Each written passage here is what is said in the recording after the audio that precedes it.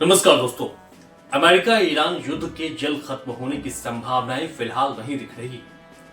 युद्ध के शुरुआत में ही ट्रंप ने बयान दिया था कि ये युद्ध कुछ सप्ताह तक चलेगा, लेकिन ईरान के घुटने नहीं टेकने के कारण अब जो है अमेरिका और इजराइल को अब ये इंतजार करना पड़ रहा है कि युद्ध आखिरकार कब तक चलेगा। हालात ऐसे हैं कि युद्ध की समाप्ति बिल्कुल नजर नहीं आ रही है और ये युद्ध जो है लंबा खींचे जाने की ओर बढ़ गया है। और इन सब के बीच अमेरिकी सेना ने अतिरिक्त खुफिया इंटेलिजेंस ऑफिसर की मांग कर दी है ताकि युद्ध में उनकी मदद ली जा सके, क्योंकि ये युद्ध अब 1-2 सप्ताह नहीं बल्कि 100 दिनों तक चलने वाला है। इसे लेकर के अमेरिकी सेना के यूनाइटेड स्टेट्स सेंट्रल कमांड ने पेंटागन से ये मांग की है कि कई खुफिया ऑफिसर की जरूरत है और इसके पीछे कई रणनीतिक कारण भी बताए जा रहे हैं। अमेरिकी सेना कमांडर का मानना है कि ईरान के खिलाफ ऑपरेशन जो है वो अगर लंबा चलता है तो इस खुफिया विशेषज्ञ की जरूरत होगी। इन खुफिया ऑफिसरों का काम है युद्ध के क्षेत्र से आने वाले ड्रोन, सैटेलाइट और सर्वेलांस डेटा का विश्लेषण करना, ईरान की मिसाइल और सैन्य गतिविधि की निगरानी करना, हमलों के लिए टारगेट चुनने में सेना की मदद करना और इसके अलावा साइबर और इलेक्ट्रॉनिक इंटेलिजेंस का आकलन करना भी इन खुफिया कर्मियों का काम है।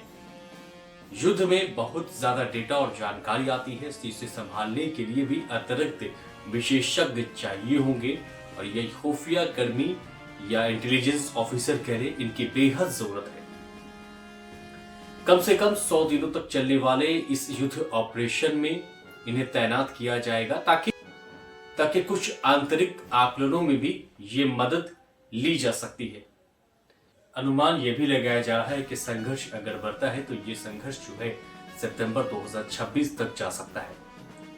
अमेरिकी सेना को लग रहा है कि ईरान के खिलाफ युद्ध जल्दी खत्म नहीं होगा, इसलिए उसने 100 अतिरिक्त खुफिया अधिकारियों की मांग की है ताकि आने वाले महीने में युद्ध जो है उसका संचालन और निगरानी बेहतर तरीके से की जा सके।